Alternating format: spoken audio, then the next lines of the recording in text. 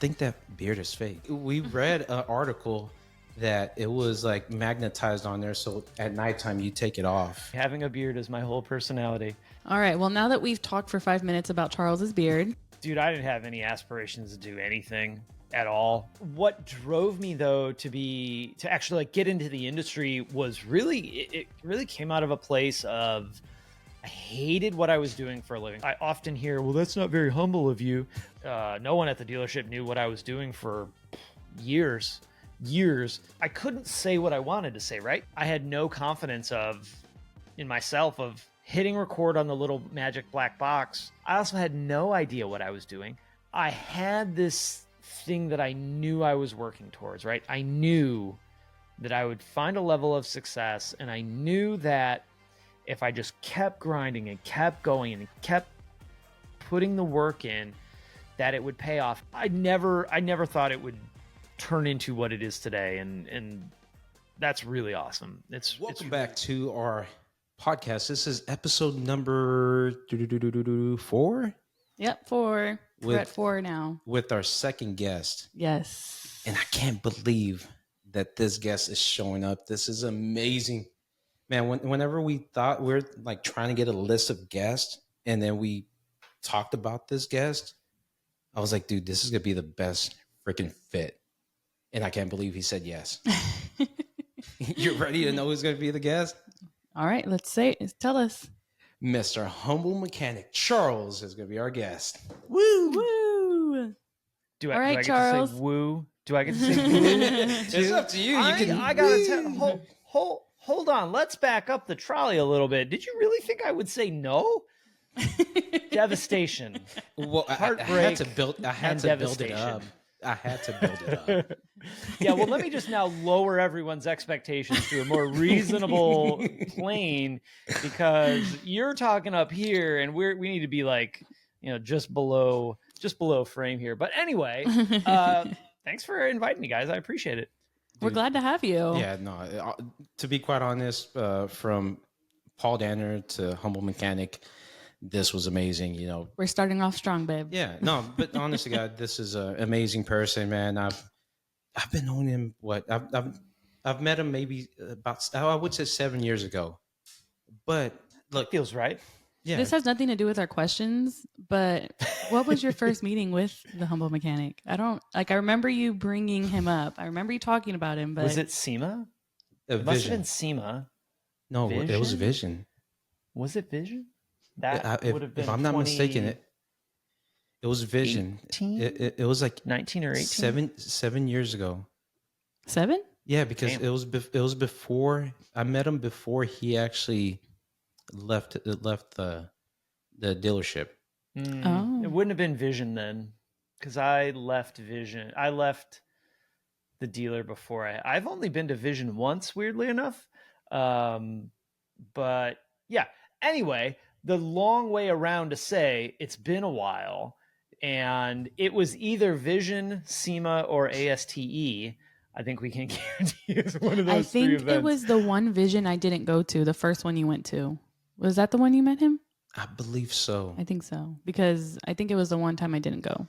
Did it Well- snow? It snowed at that Vision, and we had barbecue, didn't we? Yes, Jack Stacks. And you won some barbecue thing, and I just remember feeling like I ate 16 times more than I should have.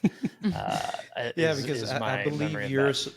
We had about the same flight, and then I was just like, dude, I won this gift card for Jack Stacks. You want to go with me? Eat this food. Eat this food, Charles. Damn That's what he did. He just shoving ribs right in my face. Wait. Like, man. Was the year that you were snowed in or no? No, that was okay. not the year. It was a year before. If I'm not mistaken, was it before COVID, right? It was 18. Oh, yeah, it was definitely before COVID. Okay, I think okay, 18, okay. 18 feels right. Yeah, 18 that sounds feels about right. right too. That sounds Yeah. about right. 18. I think that's when you started going to Vision. Yeah, it was, and that's when I first met him. We started talking there, but we're gonna get to those questions because it is gonna pertain to that. So, but dude, I have to get this. I have to just get this out of the air. Like we have to just get this out of here. So Linda, she did her magic. She was Googling, trying to get questions to ask Getting my you. FBI on. Yeah, no, she was like Oh, FBI, boy. dude. She was wearing some freaking aviators when she was doing this research. All right, she was wearing aviators and all that. And I told Linda, hey, do me a favor. We got Charles from Humble Mechanics showing up. I need you to ask some bomb ass questions. I need you to go in there and look up everything. And then she got into the dark web. I'm talking about dark web. All right, she got in there. All the tea. And she calls me and she's like, bro, you can't believe this. And I was Are like, you sure you want to have this guy on? You won't yeah, believe what no. he's She's done. like, no. She was like, you won't believe this. And I was like, what is it, baby? And she was like, I think that beard is fake. And I was like, what? I can't No, confirm she's nor like, deny. we read an article that it was like magnetized on there. So at nighttime you take it off. Is it true? You got to tell Honestly, that would be awesome, and I could just clunk and hang it up on the wall. Man, I wouldn't wake up with like just all up in my face like this. That would be. I don't know where that article came from, but man, sign me up for one of those. Jeez. And I told Linda, I was like, do not say that about Charles. He has a personal nightcap for that freaking beard. All right. Now I told her that. So, all right. That's I like the magnetized. I like the magnet version much better. I need to figure that out. I can shave. I'm sure no it's one out would there ever somewhere. know. Dude, just I gotta imagine find it. Yeah, like those girls have those eyelashes that just Yeah, if magnetize. girls can have magnetic lashes and glue strips, there's got to be a way to have magnetic Out here beards or something. catfishing everybody. I love it. Let's go. To before we start the questions and all that, so how did you start the beard? Like, how did that happen? That's like an iconic thing, everyone has their little thing, and when you see Humble Mechanic, you just think of that freaking beard right there. Yeah, I Are really you from West Virginia? pigeonholed myself. No, it's West by God, Virginia. Just so West you have Virginia. to say it that way. West by God, Virginia is the proper way to say it. I'm not from West Virginia. I actually grew up in northern Illinois, about 40 minutes outside of Chicago. So the beard story is kind of weird. Also, it's really not that glamorous. But I was talking with my wife, and I was like, I think it would be cool if I grew a beard. And she's like, well, why don't you? Right? Like, dumb Charles, just why don't you? And I was like, no, dude, I don't think I could do that. She's like, yeah, I bet you could. I was like, nah, I don't think I could. And she's like, you want to bet? And I'm always up for a good bet.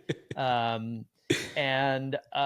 so I lost a bet with my wife, I guess, technically. Here we are 150 years later. She is still winning that bet. But since Mama likes it, look. Yep, got to keep it. My wife because is I can't happy. get mine. If my wife is happy, then the world is right, and that's all that matters. Yeah, I can't get Oz to grow his beard any further than that. Nah, that's pretty much it. But have you ever thought of shaving it off, or is it too much of the Humble Mechanic that you just can't get rid of it? Yeah, I mean, obviously I could shave it, right? Like I could go and do it right now, and would my world be much different? Probably. There is definitely some branding influence, which is just the most insane thing I have to even think about. I assume by the time it's full white, I'll be like, all right, I'm done. So I did try and get one of those razor companies to donate a bunch of money to that charity St. Baldrick's for like child cancer research and that, where like they shave people's heads and stuff. They wouldn't do it because they're scared. Or I just don't matter in the universe is really more what it was. It's just a wrong But company. I would That's do the it main for thing. that. Yeah. I would do it for that, like some kind of cool charity thing where it actually would make a difference for someone. But otherwise, my wife likes it. It's a cool thing. I've kind of, again, pigeonholed myself into it. So yeah, and I like it too. It's become part of your whole look, and now it's your brand. It's my whole personality. Having a beard is my whole personality. It's not, I hope, but Were, here we you are ever talking about it, so it must be something. No, so while we're driving, me and Linda, and she knows that some female mechanics that have to tie their hair back. You know, Mm-hmm. do you ever, when you work on a car? I know no. So that just you just Never an issue. never issue. No, you just gotta work around it. Like the only time it kind of gets in the way, is how sometimes you got to kind of lay down to do something like up under the dash, and I'll end up with it like weirdly tucked and laying on it, and you go to move your head, and you're like, oh, I'm stuck. What do I do? Or there'll be like, just this is kind of gross. So if you get easily grossed out, just cover your ears for like 20 seconds, 10 seconds. There'll just be rogue beard hairs around, and I think that's really disgusting. Even though they're my own hairs, I think it's gross. So yeah, that stuff would definitely not gross me out. It looks like an awesome pillow, just kind of like if you're underneath. When you're underneath. My dog does that. He comes and he puts his face just right here. So, but he's a cool little dude, so I don't mind. All right. Well, now that we've talked for 5 minutes about Charles's beard, that can be the whole podcast. Yeah, I thought that's all we were talking about. that was the whole podcast right there for you guys. The man underneath the beard. The man underneath the beard. All right. So our first question, we'll start off. So Charles, what drove you to become a mechanic, and did you always know you wanted to be a mechanic? That's two questions, first of all, but that is two questions. That is a good question group. I don't think I, growing up really aspired to be a mechanic, but I also didn't aspire to be anything. Like I was kind of just a lump. When I look back at like middle school, high school, when you're trying to figure out what you want to be when you grow up, dude, I didn't have any aspirations to do anything at all. I hated school. I was bad at it on top of that, probably because I hated it. And like, technically, I don't know that I should have graduated high school. There might have just been like pencil whipped my whatever they call it, transcripts or whatever, just to get me out of there. But I was that kid that always liked to take things apart and figure out how stuff worked and fiddle around with stuff, and anything I could get away with. Like I must have been maybe 5 or 6 years old, and I remember like my grandfather was working on his car in the garage, and I had my little bike that I was working on, and I remember taking the front wheel off. Who knows why I did it? And putting it back on, and then riding around the court and the front wheel falling off. Eventually I got better at it, but I was that kid that just was fascinated by how things worked and fascinated by taking things apart and trying to put them back together. So really, while I never aspired to be that in the time where you're trying to figure out what you want to do with your life, because, at 18, you should know what your whole life is going to look like. Oh, yeah, for sure. Definitely. It was kind of like a natural fit, and it made sense to me, right? Like sitting behind a desk, just working on a computer or whatever people sit behind desks doing. I've had 2 jobs like that, and it was so far removed from anything that like brought me any joy in any capacity. So I'm not built for that. But like being a tech, being a mechanic, whatever. By the way, I use those 2 terms interchangeably. So if you get twisted one way or the other, just relax. You'll be okay. Yeah. You're getting me mad right now. I'm not talking to you guys. I'm talking to everybody listening. Like, yeah. I use those terms completely interchangeably.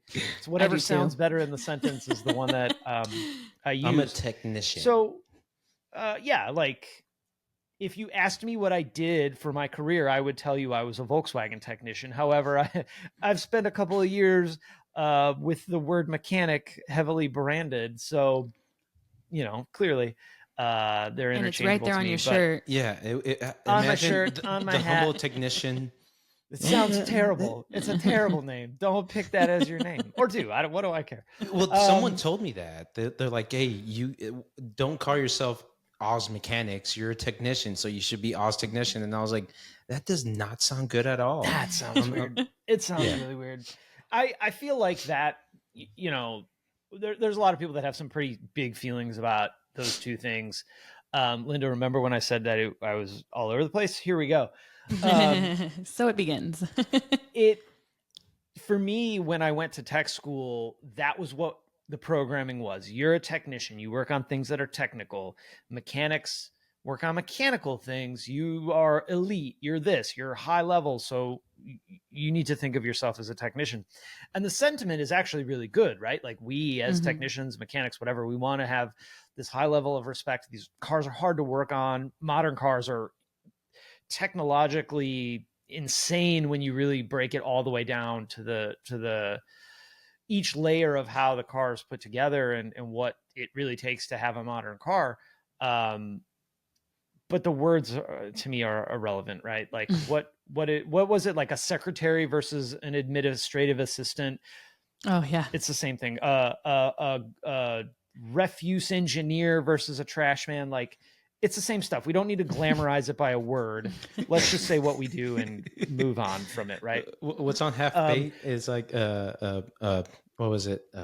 Half Baked, he was a trash man, and then custodial arts. oh yeah, Yeah, Dave yeah. Chappelle. Like who cares? Yeah, who cares?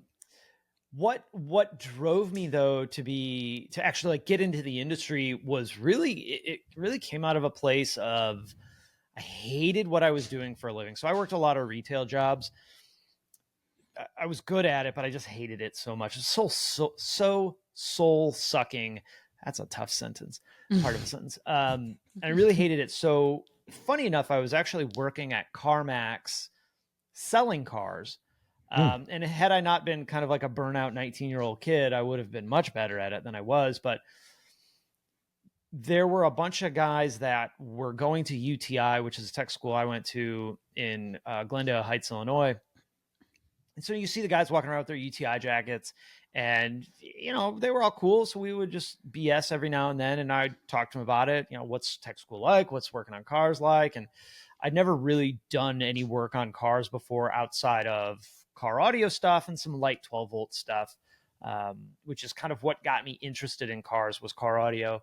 And so I was like, well, you know what? I don't really want to sell cars anymore. I don't want to work crappy retail jobs. I worked for a B2B computer sales company for a while, which was, they monitored when you went to the bathroom, which was just the worst thing ever. It was a terrible job. I never even quit that job. Funny enough. I just stopped going. Total office space move. I just stopped going. And it was like a month before anybody actually called me. It was like, hey, what happened? It's like, y'all suck. I don't want to work there anymore. So I went and I toured UTI, and man, when I got there and the guy, the recruiter, whoever it was, showed me around, I was like, this is awesome. This feels like the coolest thing to do. So that sort of set me on that path. And, it's taken a lot of interesting turns and diversions. And here we are all those years later. One thing I noticed just from the beginning that a lot of you guys in the automotive industry that have in common is y'all always say, I really didn't like school. That's a common factor with a lot of you guys because Oz is the same way. I can't speak to anybody else, but I know for me what it was because in middle and high school, D's and F's in everything except the things that I was interested in. So I would get like a D- in remedial math, but A's in physics, right? So nice. Those two things, like that doesn't compute together, right? How is this kid basically failing addition 101, but doing equations in a physics class and being really good at it, right? So it was all about either being interested or not, or being able to see the point or not. So fast forward to my time at UTI, I 4.0 grade point average, straight A's through my whole time there, because there was a point to it. I was learning something that I could see why it was important that I knew this, not I needed to know it because the teacher said so, or because you're not going to carry around a calculator in your pocket all day when you're an adult, are you? Well, And yet yeah, we do. Mrs. Johnson, I am. So I what got about it right here. Yeah, shove that one, why don't you? So for me, it was all about like, it was purpose driven. If I could understand the purpose of learning it, or it was cool and interesting, I would. I mean, I'm not stupid, not the smartest person in the world, but I'm surely not stupid. But if I was learning something just cause, then I would just sit and daydream the entire day. So yeah, I think, and that's probably pretty common, I think, for most of us in kind of that space. Definitely. All right. So your next question is, if it wasn't for automotive, was there anything else you saw yourself doing? Which you kind of mentioned that it kind of, but I'll let you. I probably would have ended up being an electrician of some sort, would be my guess, just based on like what some family members did and what space they were in. I would have likely gotten a union job as an electrician, and you know what, I don't know if I would have liked it or not. It's impossible to know that, but it weirdly enough would have still been in some kind of blue collar trade type business. Again, I'm not built to sit behind a desk or to I don't even know what people that sit behind desks do. It's so weird. Dude, I was a security guard, and it was the worst ever. I had to sit there for 10 hours straight and just stare at the freaking exist. Yeah. I can't do that. And you know, you got to give those people a round of applause. You know, there's people that can do those jobs and they love those jobs. And there's people like you in the last video that you said, you know, being a mechanic in 2024, there's people that, you know, they're, can you stand, you know, looking up, trying to, you know, move something for 3 hours? No, some people do not like that. Some people like to sit down, look at a computer and type away, you know, and other people like let me be clear too. When I'm saying that, I mean absolutely zero disrespect to those people. Just like I'm not built to do that job, you might not be. Like what I do or what Oz does might sound horrible to you. And the cool thing is, that's awesome, because there's plenty of stuff for people to do in all kinds of facets. My best friend from, we've been best friends since like 4th grade, basically forever. He works from home, sits at his computer all day and does math things.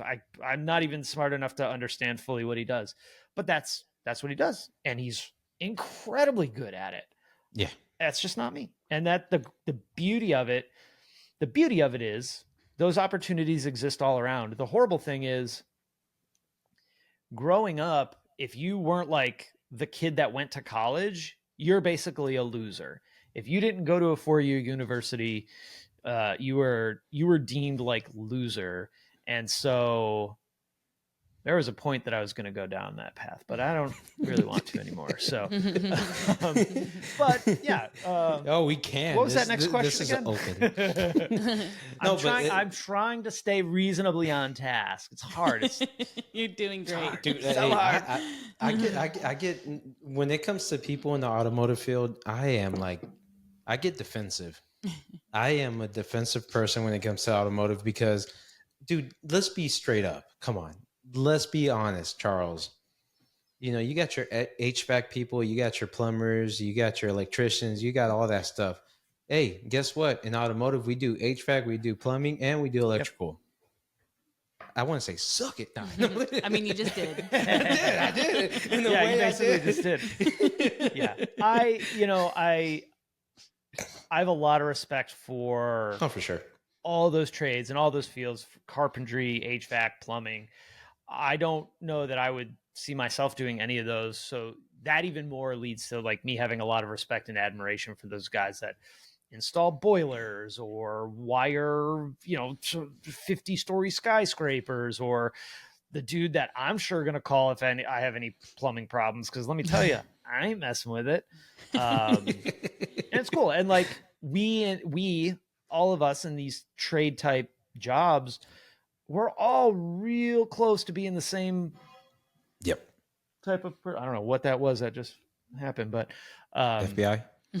we're all really close. And I think we're all wired very similarly. And so, yeah, mad respect to all you guys. Quick question. So, do you ever fondle with or like kind of dab into that where Excuse let's me. say your let's say your toilet goes bad or clogs up or your sink messes up, do you ever go in there and unclog it or do that kind of stuff? Oh yeah, yeah. I mean, that's to me, that's just normal like homeowner stuff, right? Like when uh the faucet is leaking, or my wife wants a new faucet, or the drain's messed up. Yeah, of course, that kind of stuff. But I'm thinking like if the sewer's backed up, I'm calling a guy.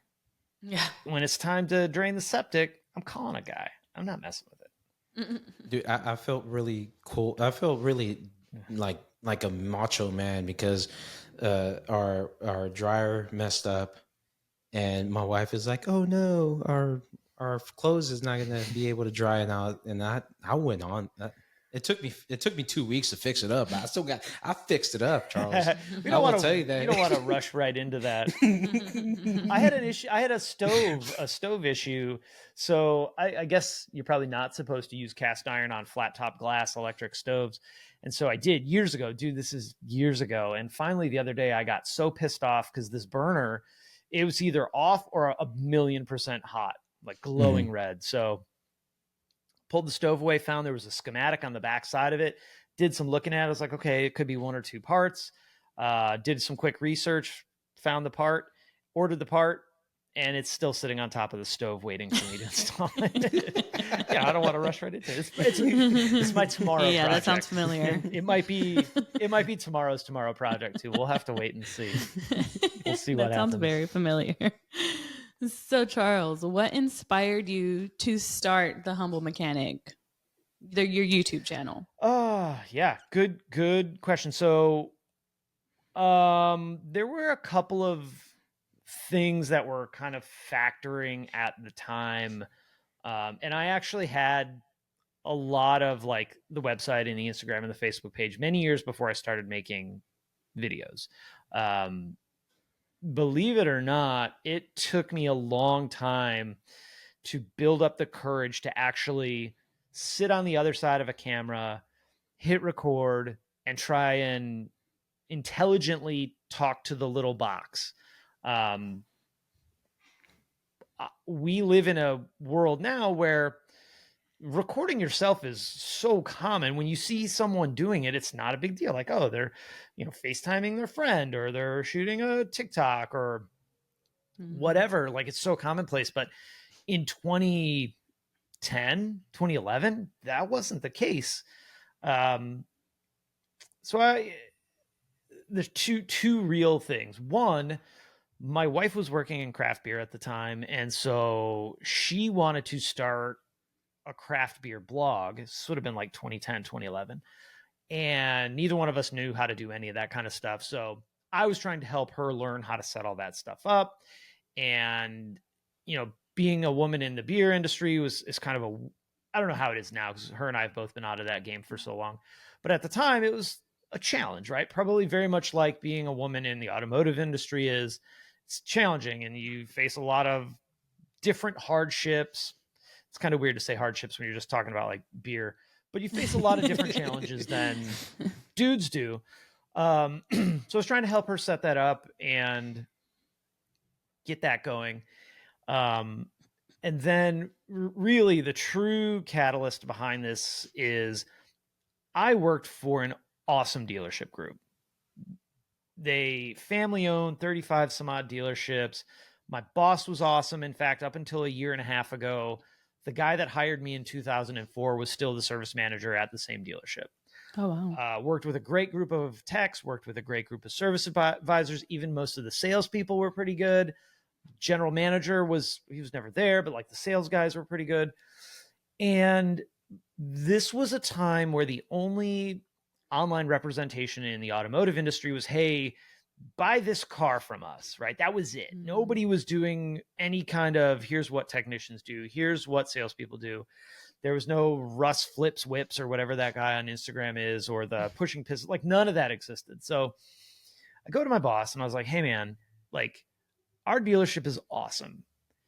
It was super common that if you were as a tech, not just me, right? This was me too, because that's just kind of how I'm built. But plenty of other technicians, you'd walk through the waiting room and be like, oh, hey, Mrs. Jones, how you doing today? You might have never worked on Mrs. Jones' car, but you've seen her there, 10 times, right? They're Volkswagen, so they're always broken. So a lot of repeat customers.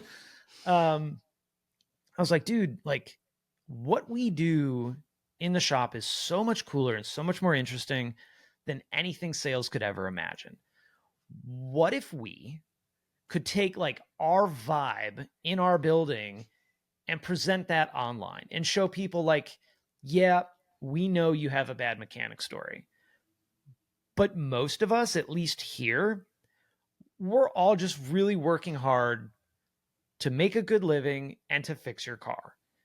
The same thing they want, right? Same thing customers want, car fixed. How can we take this culture, this vibe that we have in our building and share that with the world? And he's like, hell yeah, I love it.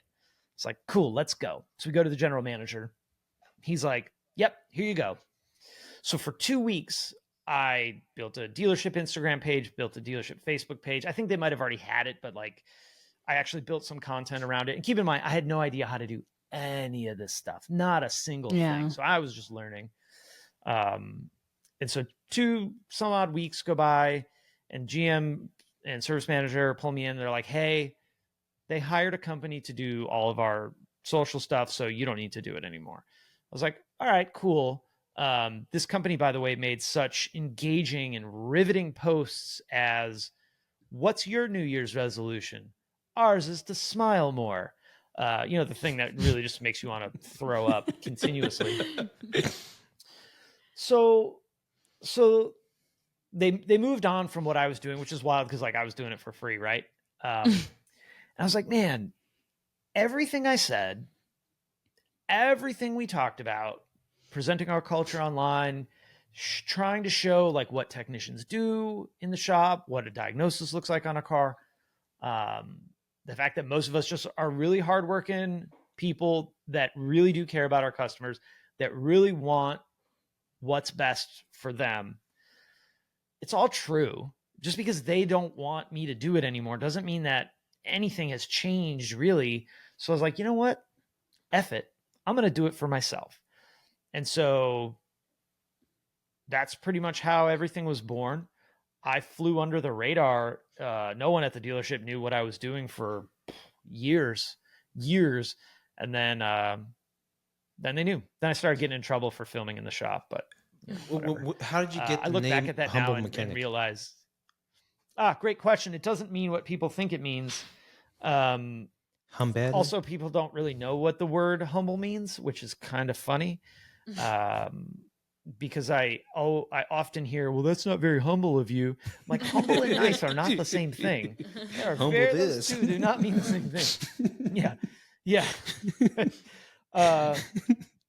So I was a very young technician at the time, and I had some pretty great mentors that I'm just super fortunate to be able to say that, because I know not everybody gets that opportunity to have like good, strong mentors around them that really do care about their success and really want to help them grow as technicians. And he's like, hey, Charles, like, I'm going to level with you. You're a good kid. You're sharp. You're smart. You are going to be a very good technician one day. He was like, 2 things are going to happen. 1, the people around you are going to hate you for it. They're going to be jealous. They're going to feel threatened by that. I was like, okay, makes sense. It's like, the other thing is you're going to get a bit of an ego, which it happened. Thankfully, I pulled that ego way back. You're going to get a bit of an ego, and you're going to start get a lot of confidence behind you. And if you don't keep that in check, it's going to be a problem, because it doesn't matter how good you are. One day, a car is going to come in and it's just going to serve you the world's biggest piece of humble pie. And Will was like, okay, yeah, whatever, old man. Cool story.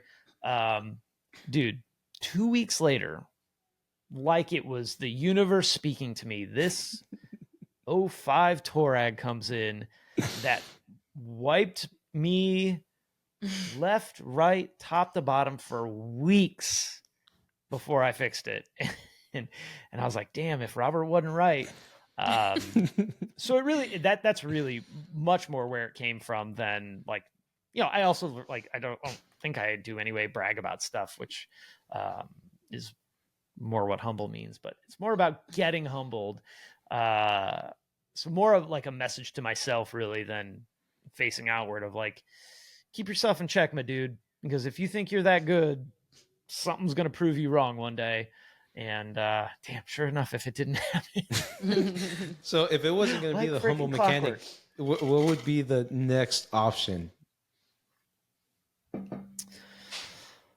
I spent months trying to figure that out and never came up with a good answer because I couldn't say what I wanted to say, right? Because I was a VW technician, so it would make sense. I also need to turn my light on here in a second because it's starting to get dark. But it would make sense that I branded myself in some sort of VW light. But this was also at a time where Volkswagen was very protective of their brand. And if you weren't authorized by them to say you were VW, they would put the hammer down. So I never wanted to give the big corporate any ammunition to like shut me down. So I don't know that there was ever a backup to that. Okay. Yeah. Charles should have probably had one thinking back. Dude, I love your logo. Actually, that's one of my. I remember the first time I met you and I saw you with your shirt. I was like, dude, this is an amazing logo. Just to get that out of there. But I appreciate that. So a tattoo artist drew that. Oh, really? I have the original drawing sitting right here from 2012 when she drew it. It's framed. It's really nice. I would show you thought guys. That is pretty cool. I thought he was camera. I'll never get it back where it needs to be. You're gonna be like, you want to see my back? Yeah, it's like He's tattooed this on is my chest, original. Just like Yeah. No, but dude, one on so each arm. Whenever you started, how was it, man? Having that 9 to 5 job, trying to film, and then having your family there. Once you get home and you're trying to edit these videos, how was the pressure of all that? Trying to build an empire of the humble mechanic and trying to build your career and then your family, the kids, and all that. How was all that? Explain that right there, man. Yeah. So for a while, it was actually really easy. The good thing about having that 9 to 5 dealership job, and part of that time I only worked 4 days a week, so that afforded me 3 days every week to do nothing but work on humble mechanic stuff. Before I started shooting videos, I was writing, which was really stupid on my part because I'm a terrible writer. It's awful. In fact, one of the driving forces of starting videos was it would take me a day to write a blog post, but I could say that same stuff in a way that felt more comfortable, actually showed that I was passionate and caring about what I was saying in like 10 minutes. So it's like, wow, why am I wasting a day clacking on a keyboard when I could just hit record and say it all in 20 or 30 minutes or whatever. But again, I had no confidence in myself of hitting record on the little magic black box and delivering something that I felt was good. And so it took me like 3 years before I ever got enough confidence to do videos. I also had no idea what I was doing. I didn't know how to work a camera. I didn't know how to edit a video. You know how I learned how to edit videos? YouTube University. Everything I know about editing videos came from doing it and screwing it up, or learning it on YouTube, or kind of a combination of both. And so early, it was actually pretty easy. You also 9 to 5, you have this unlimited content of broken cars. I never had to think of what to write about or do a video about because the stuff would just exist. It would just come into the shop.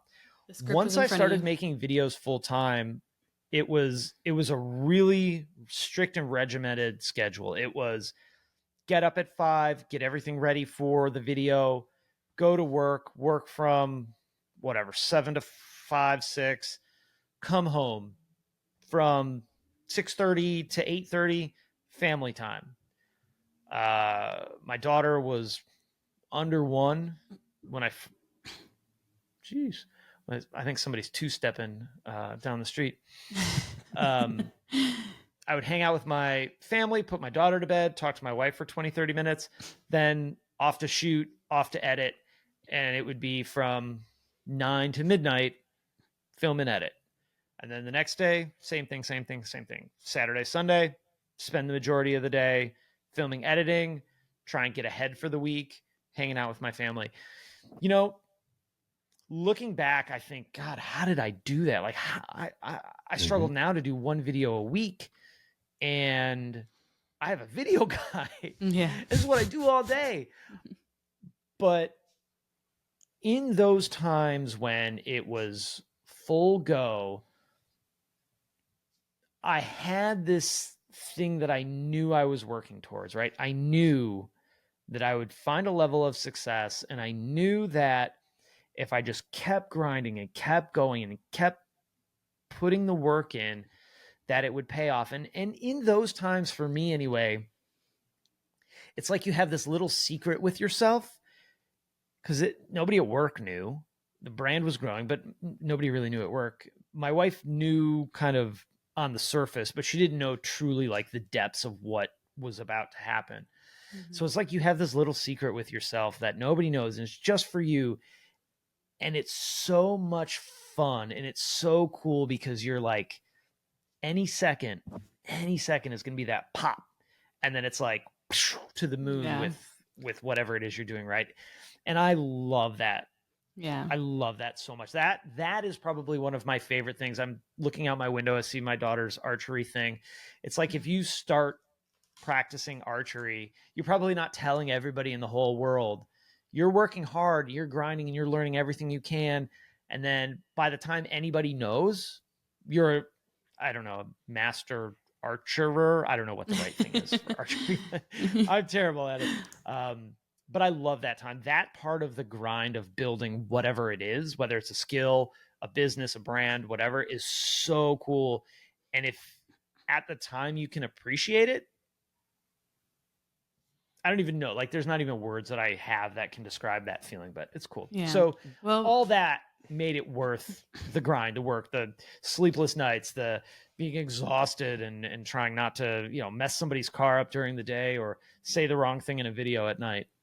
yeah, for sure. So did you ever, when you first started, when the camera first, you first had your first video, did you ever see Humble Mechanic getting as big as it is now? I mean, I was just looking at your YouTube channel, and you're about to hit 1 million subscribers. And another thing is, when Linda was researching you and watching your videos, she watches like cooking and all that. And she watched your that last, what was it? If you want to be a mechanic at 2024, yeah.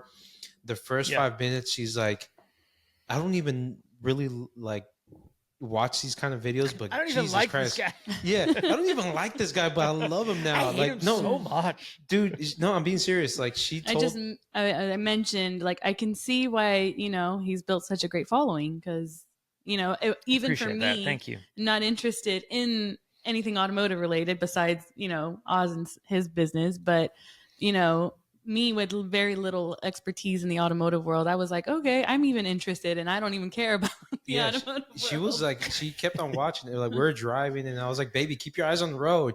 And she's like, no, this is so interesting. This is better. But, this is way better. Grow your beard out, baby. Yeah. No, it Yeah, was right. it was something right there, and I was just like, dude, this is amazing, and that's why you deserve Thank you. more. You deserve these 1 million subscribers plus more than that, because you are kicking butt, man. And when you get my wife to enjoy your, like, something that she doesn't really watch, and she's like, I want Victory. to watch this video, dude, you have it made, man. Big ups I to you, appreciate dude. that. Thank you, guys. Really appreciate that. So yeah, did you ever think I that it was also going to feel get like there this was big? a question. Yeah, that's what it was. Yeah. Yes and no. I had this idea of what things were going to look like, and it's very different than I ever thought this universe would be, I felt very confident that I could get to a place where one day I wouldn't have to. This is hilarious. And I don't talk about this a ton. So good job on that question of getting this out of me. So I used to joke with the guys at the dealership about two things. One, I had a 5-year plan. And there's three things. I had a 5-year plan. Never said what it was, but it was a 5-year plan. That 5-year plan took me like 6.5 years because we ended up having a kid. I used to say, there's got to be a way I can work on cars from my house, but still fix them, right? Telediagnosis on cars. Wouldn't that be neat? And the other one was, man, how do I find a way to get paid for just working on my own crap? And like, these were questions that I was literally asking myself every single day. How do you remote work on cars? And how do you get paid to work on your own stuff? And somehow I ended up figuring out both just randomly. So that's always a fun thing to think about, but I never thought it would turn into what it is today. And that's really awesome. It's really cool. I'm insanely thankful that I have such a cool community around me, and my life is what it is, and I'm able to help people. I ran into a dude at the bank. So I sold a car, and the bank that the guy got his check from, super weird. Like, he had to sign both sides of the check, which made no sense to me, but whatever. So it was a pretty sizable check. It was an expensive car. So I go into the bank, which I never do, and there's 3 people standing at the desk. And I was like, hey, like, I got this check, and before I just jam it into the ATM, can you guys just look at it and make sure everything's cool? And the guy looks at me. He's like, would it happen to be a blue Golf R with Liquid Molly stickers on the side? And I'm just like, yeah. He's like, oh, awesome. I love your channel. I'm the branch manager here. Oh. And it turned out that, well, thank goodness this guy was there, because I probably would not have been able to deposit this check without him like stepping in and like shooting it up the chain. He had emailed me like 6 years ago, asked me a question about his car, and it was like one of those just barely out of warranty things. And I was like, hey, dude, if you go back and you tell them this exact phrasing, they'll cover it for you, almost guaranteed. So sure enough, he did, and they did. And I was just like, man, thank you so much. I can't believe you're helping me out. This is so great. He's like, dude, you don't understand how much money you saved me by taking a minute, 2 minutes, 5 minutes, whatever, out of your day to reply to my email that you got out of the blue, because I would have had to pay thousands of dollars to get my car fixed. I was like, thank God I saw that email and I didn't get it. It wasn't one that you just passed up or anything. But yeah, no. It was, and I'm pretty good about answering most of my emails. I try to do them all, but there's only so many hours in the day. Yeah. And I remember things like that. It's just like, man, what a cool thing that, I'm thankful that he was able to help me. And I'm also really thankful that I was able to help him, because that feels good. Yeah. And I remember when I think we talked in SEMA and we had a conversation, and this was when you actually, I think is when you quit your job and then you went full-time YouTube. And then we were talking a little bit, and I was asking you how everything's going. And then you told me you went to, was it Finland?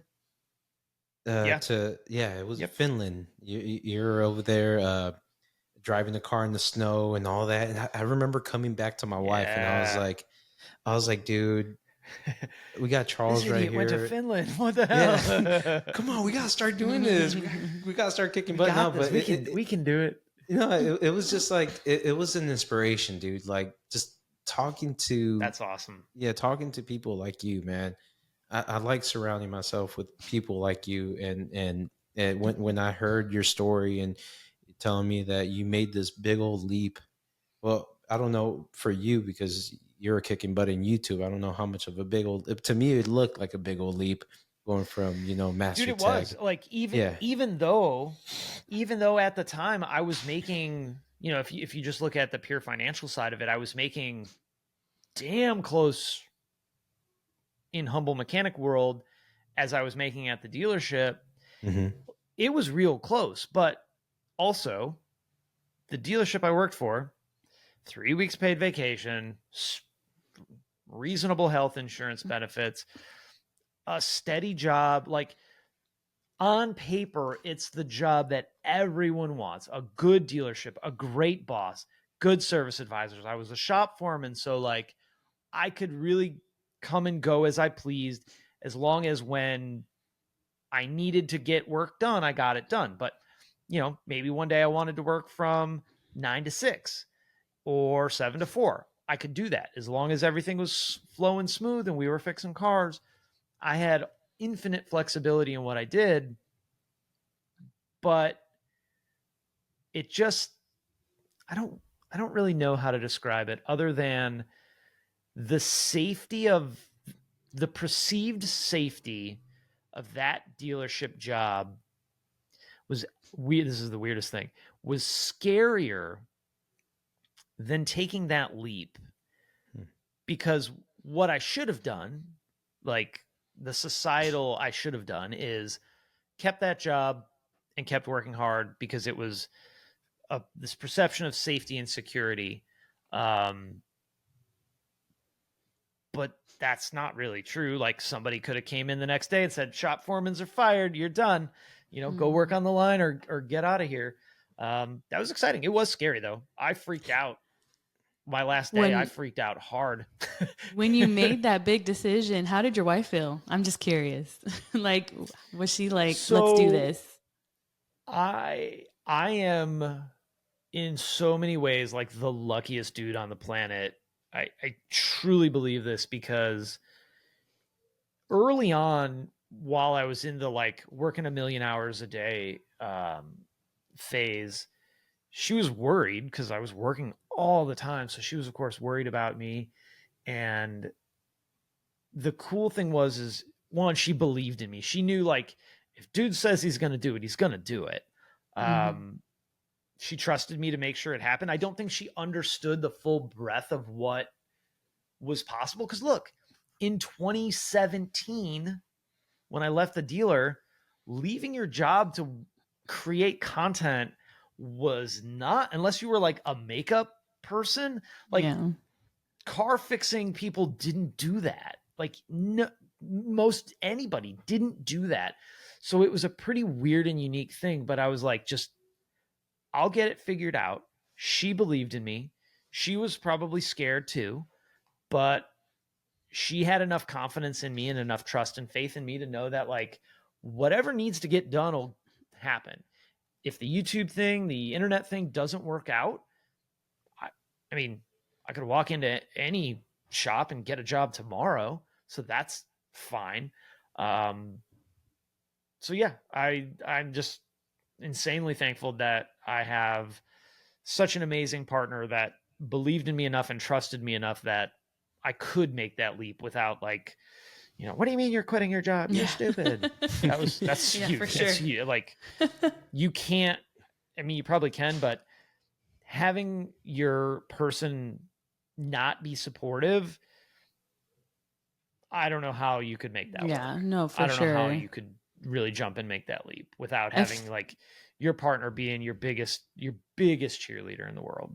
Absolutely. So since your channel has started, how do you feel your content has evolved since you started?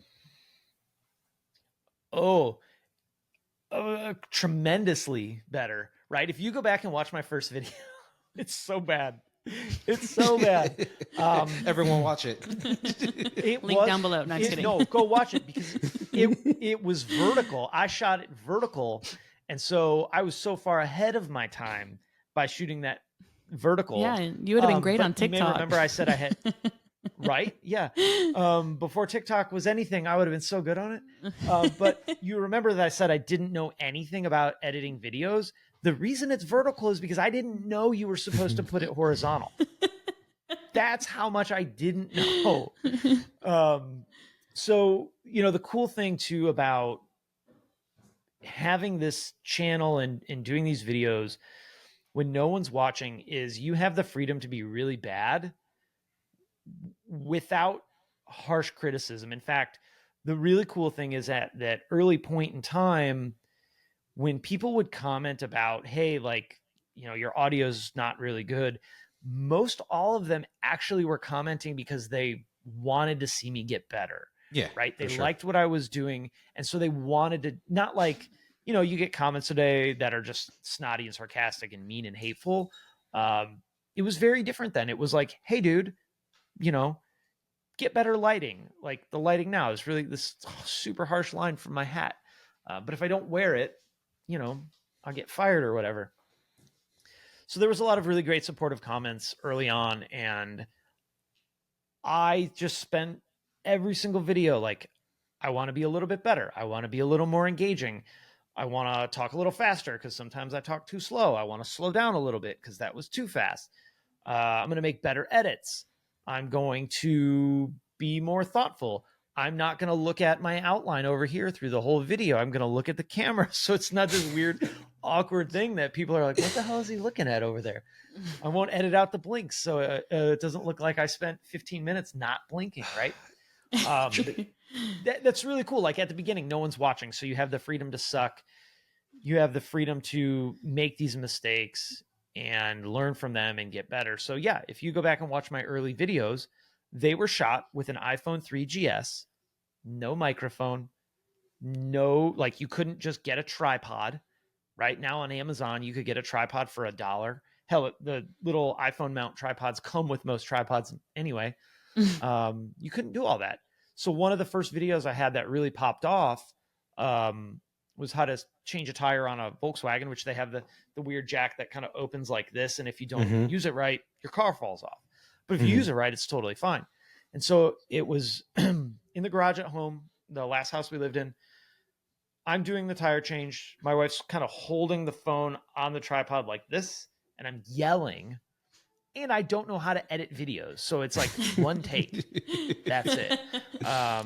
Change your tires like this. Yeah. Now I have a videographer and he's amazing, like such an amazing dude. And he and I plan our videos out and we reshoot stuff and we try to make sure we deliver the absolute highest quality we can, the most entertaining we can. And I mean, really in every measurable or immeasurable way, I'm better than I was. The equipment's better. And so it's cool, but it's fun to go back. It's fun in the cringiest way to go back and watch those old videos and be like, whoa, that is bad. But also like, that's where your journey started, dude. And without making those videos where you sucked, you could never make the videos where you're actually pretty good at it. Yeah. So how would you take the criticism? Did you get to the point where you're like, you listen to every single criticism, or you got to the point where you're like, okay, I'm going to take some, mash it up to something and then build my magic? How'd you do that? Because sometimes it gets to the point where like, I don't like you. I don't like that you do this, or how you're saying blinking too much or saying something so much. Where do you get to the point where you build that magic sauce and then get it going? I try to read every single comment on everything I ever post, right? I don't always, but my goal is to read every single comment and reply to every single comment as best I can. And so with enough time, you start to see through like the BS that people will post. Like if someone posts, "You suck, stop making videos," like, okay, that person is in such a bad state in their existence that I actually feel bad for them. Because think about how bad your brain is wired at that moment, where you feel like insulting someone on the internet that's just trying to help people is a good idea. Yeah. So those are For really free, too. easy to filter through. Yeah, for free. Those are really easy to filter through. You have the ones where it's like a technical thing. Hey, dude, you missed 3 frames of an edit and it's just a black screen for a split second. Okay, that's an easy fix. Thank you so much. I really appreciate that. And then you have ones where like, hey, bro, you're wrong. What you said is wrong. And you go back and you listen. You're like, it's not. I can understand how you saw that. Or, holy crap, that dude is right. And so, yeah, it takes practice to really filter all those out. The thing that I never did was I never took those as personal, right? I Yeah. never Yeah, yeah. felt like that person is deliberately attacking me. Sometimes they were, but then that reverts to this dude or this, well, let's be honest, this dude is in a really bad spot in their life, and maybe making that comment makes them feel better. So sometimes I'll reply back, hey, sorry you're having a bad day. Even though you just called me a freaking idiot, I'm sorry you're having a bad day. And sometimes, you know what? People have said, hey, man, I'm really sorry. That was a jerk thing to say. I'm like, Yeah. cool. We're good. You're good. I'm good. No hard feelings. Let's move Yeah. on. So But that's tough. That's a tough thing to do because people can be cruel on the internet. Oh, for sure. as big as you are now, you know, as big as you are, you're lifting a lot of weights, not playing. As big as you are with the million subscribers, was is there a challenge? Because I have a buddy of mine that people have actually showed up to his house. People have showed up to his house. People have found his number. Ugh. People have actually called me too. Hey, man, you're Oz, but I have my phone numbers online. Like, can't do nothing Yeah, about that's it. happened to me too. Yeah, but like, have you ever got that? Have you ever had people showing up to your house? How do you go through that? You know, being a big influencer in the YouTube community and people seeing you or getting to you, or you know, what do you do and what kind of person are you? Are you a private person, or do you just shake everyone's hand and kiss babies? You know, what that kind of stuff. So showing up at my house is a deal breaker. No. Have you had that before? One time. Oh, And Jesus. it was like a old country guy. Definitely meant no harm, no disrespect or anything like that. I just don't think I think in his time you just went to someone's house and that was a normal thing, right? So Mm-hmm. I cut him all the slack in the world. I've had people call me a couple of times. Normally I don't answer my phone when anyone calls me unless it's my wife, or you know, certain family members. Um, so that's pretty easy to filter too. I did kind of pop off on somebody for calling me because it felt like he was mad that I wasn't going to drop what I was doing to help him on the phone. I was Hmm. like, buddy, like, come on. Yeah. In public, I I think it's awesome. I think it's so cool that someone has seen a piece of content that I've made that is very niched down to the VW Audi community, primarily anyway, and they're going to take a minute out of their day to say hey to me or say love the channel or whatever, or you suck, right? I don't love those. I don't know that that's actually ever happened. Um, but dude, I think that's the coolest thing ever. And uh, sometimes it's easy to let those things get to your head and Hmm. think like, oh, look, I'm a hot shot. But my wife, again, amazing. Oh, my earbud fell out. Amazing wife. She's like, hey, you know, it's cool that people watch your show and know your channel, but just remember, you're going to come home and at the time, when our daughter was still in diapers, you're going to come home and change diapers and take the trash out, and that's not going to change. It's like, So does Well, yeah, oh, go ahead. your No, I mama was keeps just me grounded. So so that's actually kind of tying into my next question. How do you manage balance between being a content creator and your personal life, especially given the demands of running a popular YouTube channel? I want to thank one of my sponsors, Top Don. If you want to step up your game in the automotive field, go to Top Don US to check out their tools that they have available. I use the Phoenix Max, one of my favorite tools. And if you want to step up your game, go check out the various amount of tools that they have on there. Go to Top Don US and get yourself a tool. oh, it's great. I have no personal life. I'm a giant loser, and I don't do anything other than work on content and hang out with the fam. So it's super easy to manage.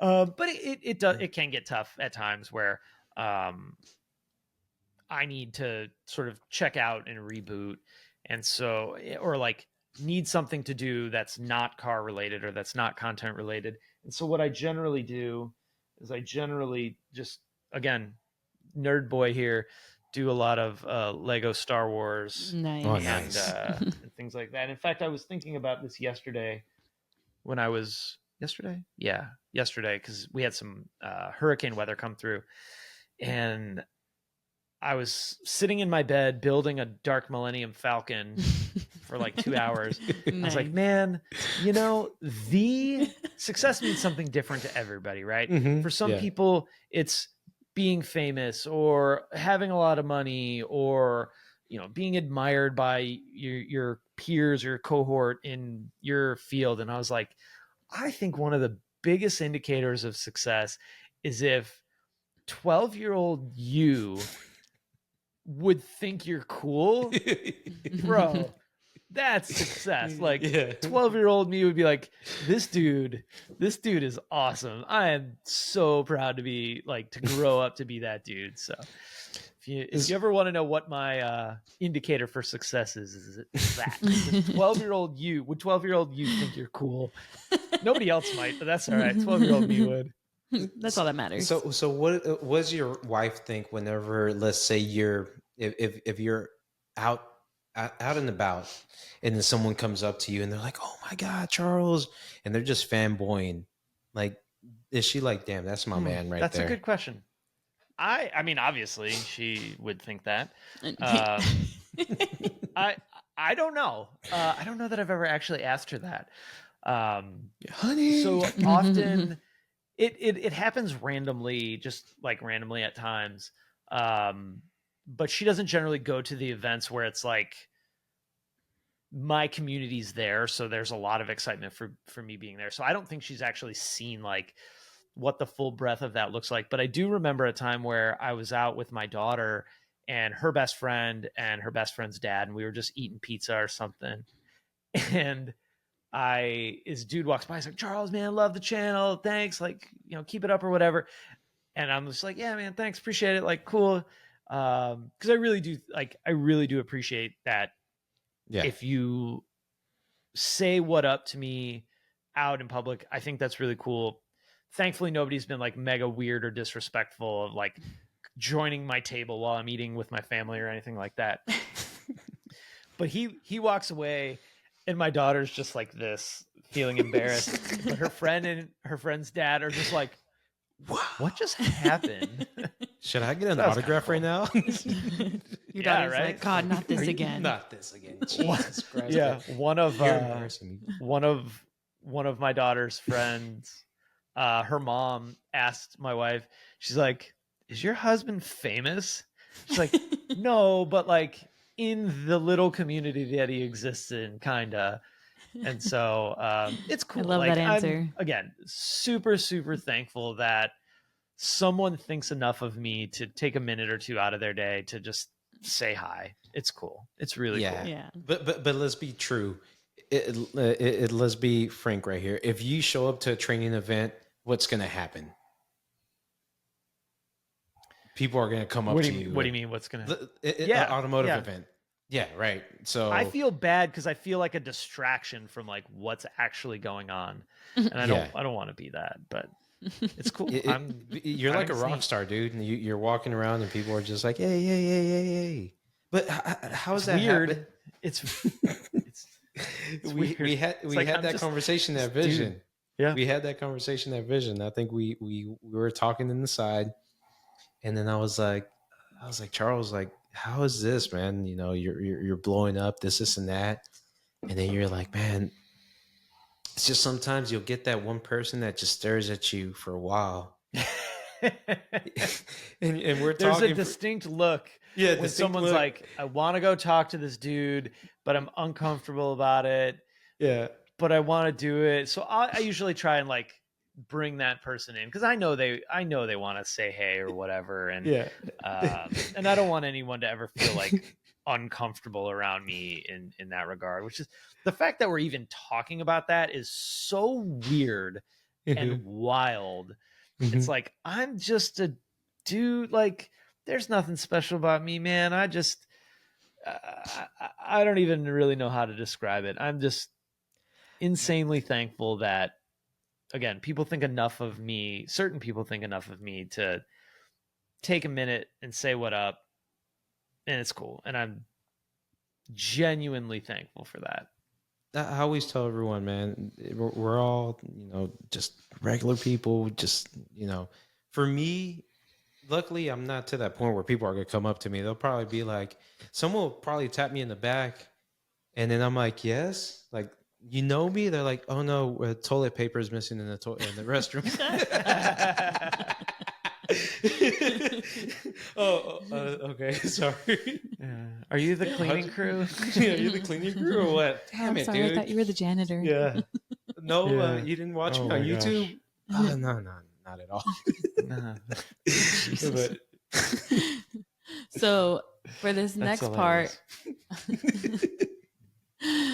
I'm going to bring up this just because Oz has mentioned he would love to be a part of this.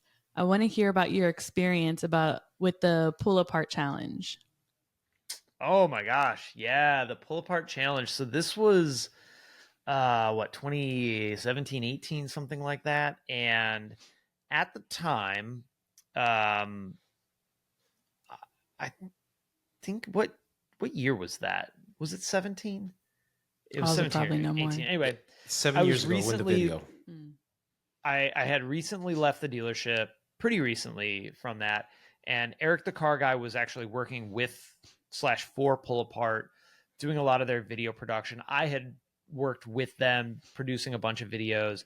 And Eric pitched this challenge to like Junkyard Wars, or there was another show that was very similar where two groups go to the junkyard and like have this build challenge. It was the first time I had ever been involved in any kind of like produced thing, right? Up until that point, every piece of content that I had been involved in was either me doing it by myself or having like Eric had shot a bunch of videos for me for Pull Apart. That was it. Otherwise, it was just all me. So that was my first exposure to any of that. It was so surreal to be in this like produced thing with big expensive cameras and lighting, and like all my friends are there, Eric and Brian and Matt and Jason and Chris Fix, and who else was there, Bleep and Jeep, and the other guy who I can't remember what his name is, but he's real cool. Sorry. Brian Mobile's one. Busted Knuckle, that's who it was. And so just to like be able to do this fun thing with your buddies and have this big production crew is so crazy. Man, that was so fun. And Pull Apart's awesome. They're really great. So if you have a local Pull Apart, go, which is a junkyard if you're not familiar, buy stuff from them because they're awesome. Yeah, dude, I saw that video and That the was such a fun production, time. and dude, that was so insane. amazing. That was insane, and we won. So like, I gotta, that's an extra bump of the ego a little bit. So it was cool. That was really, really a fun time. Yeah, no, that was an amazing thing. All right. So, are there any other exciting projects or new directions you're planning to take the Humble Mechanic brand in the near future? Always exciting projects going on. I have like 7 years worth of projects rattling around in my brain. The next big thing that's probably going to be forward facing on the channel is my yellow Golf, which the very abbreviated version of this car is this was like the first new car I ever bought. I bought it in 2019. Super rare, one of 13 cars in the color in yellow, special order color. Got rear-ended, totaled. I purchased the car back from I retained ownership of the car. Local buddy, content creator as well, did the body work. We Audi RS3 swapped it, wide body kit, whole bunch of other stuff. That car is going to be at a booth at SEMA, which is very cool. I'm very excited about that. Nice. And this will actually be the second car I've had at SEMA, which is kind of wild because I exist in VW Audi land, and that's not really like SEMA focused. Yeah. So to have like two VWs at SEMA is super cool, especially when like that's never on my mind as a goal for anything that I'm doing. So it just sort of happened that way. I'll finally be working on my Turbo R32, which has been, I took this car apart 4 years ago, so I think there'll be some struggles putting it back together with missing parts and whatnot. As far as different directions for the channel, I don't think any different directions. really what we try and do, and now I'm talking about both myself and my videographer, editor, who's just been such an amazing asset to the channel. And, the last almost year of content has been filmed and edited primarily. I still do some filming and some editing. Excuse me, but is primarily him. Did I just glitch? What was I saying? Oh, here it is. We try with every video to do one thing new that we've never done before and just try and do everything a little bit better. And it could be small things, right? Like we're going to do a little different intro, or we're going to start the video for 10 seconds without me in it at all, or start the video with 10 seconds of just me.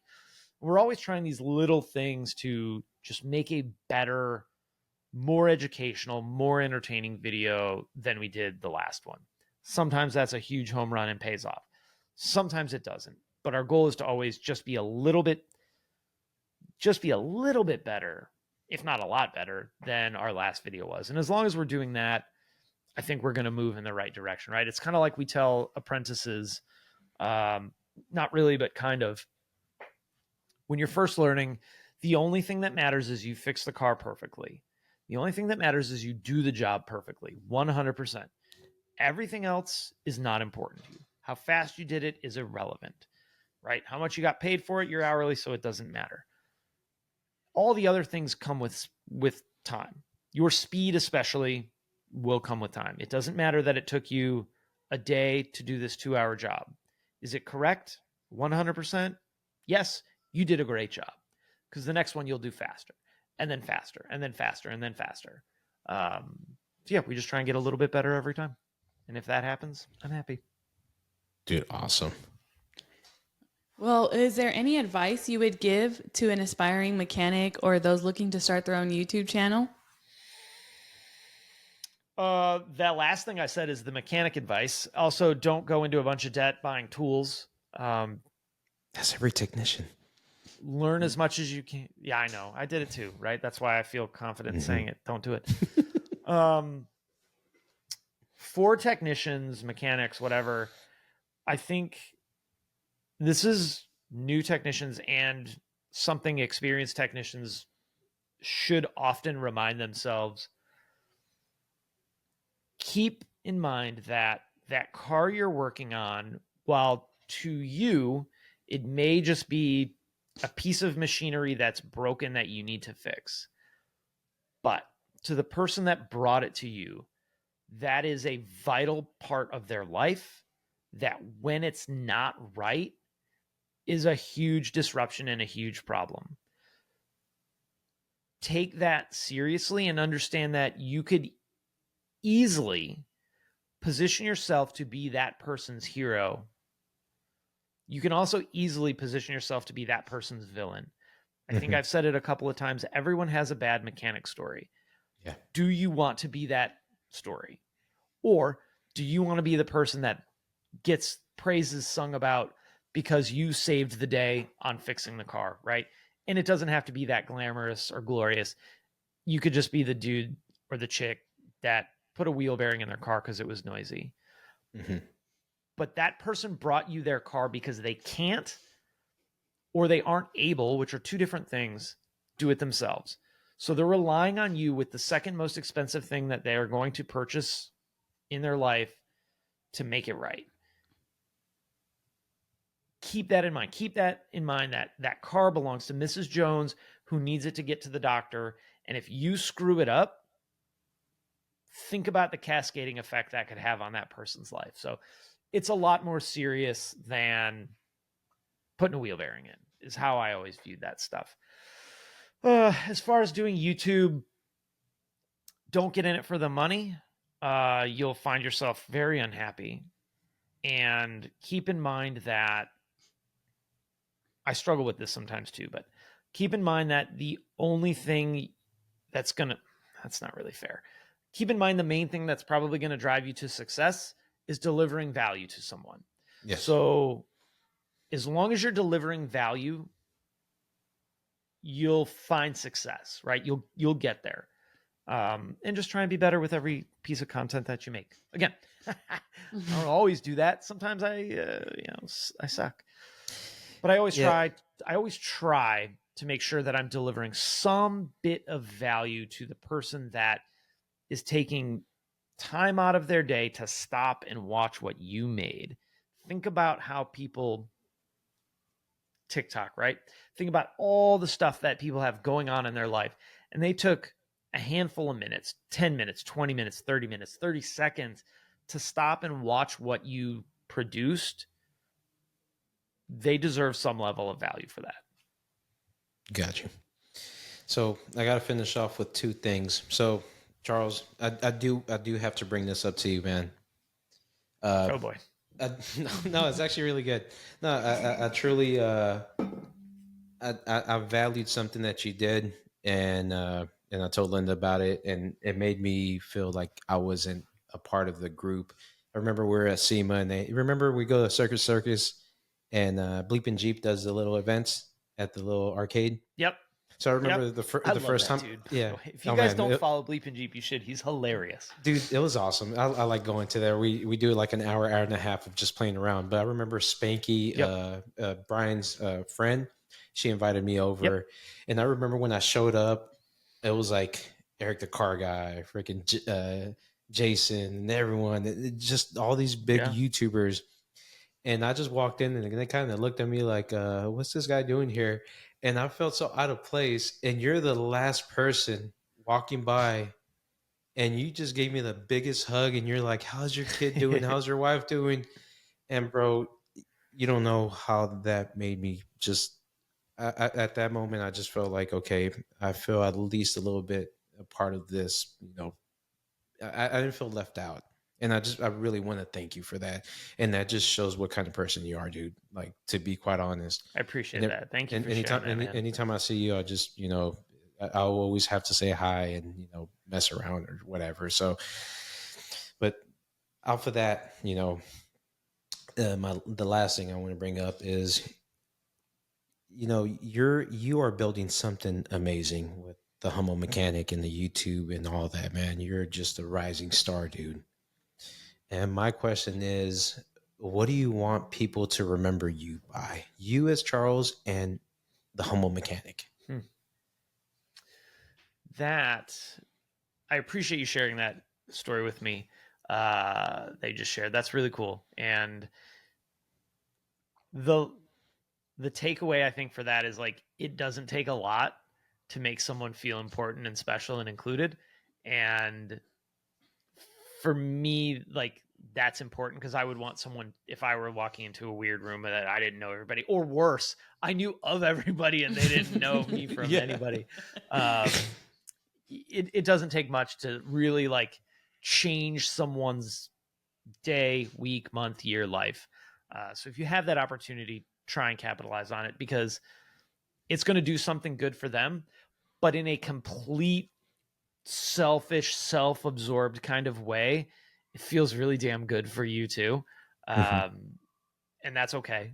It's okay to have that selfishness, because it works good, right? Works for everybody. As far as what I would want people to know me for, that's a very cool question. I think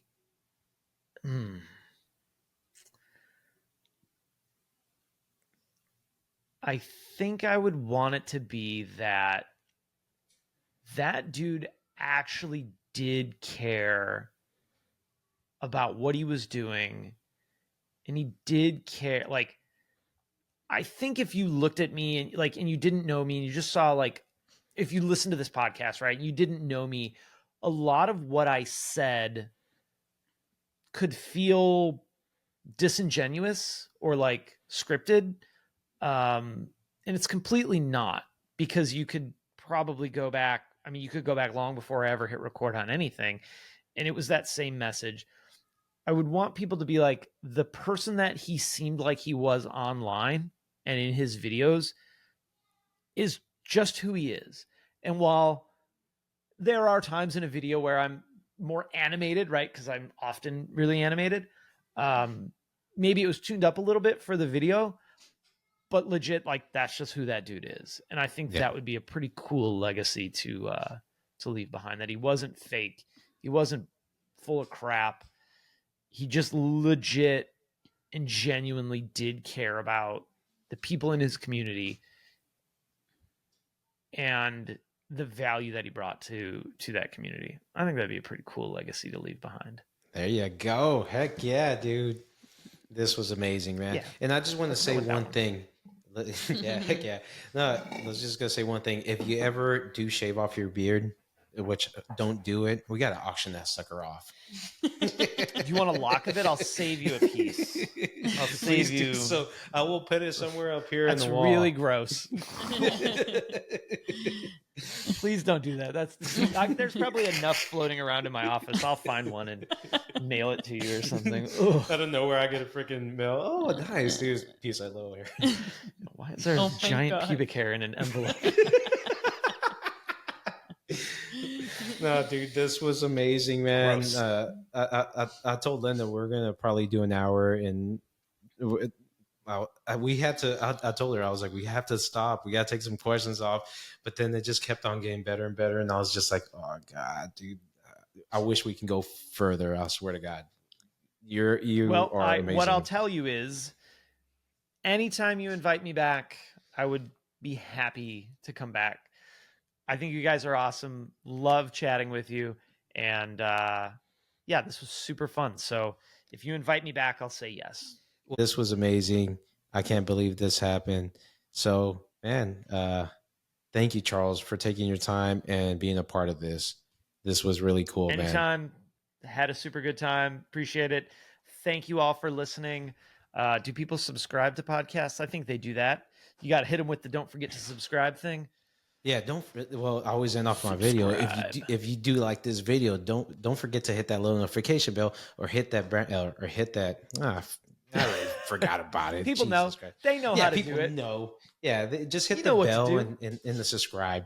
But Charles, thank you very much for showing up, man. This was amazing, dude. We will hit you up whenever we get to that point where we do the mean tweets. But this was amazing. Thank you for your time. I love it. All right, bye everybody. Bye.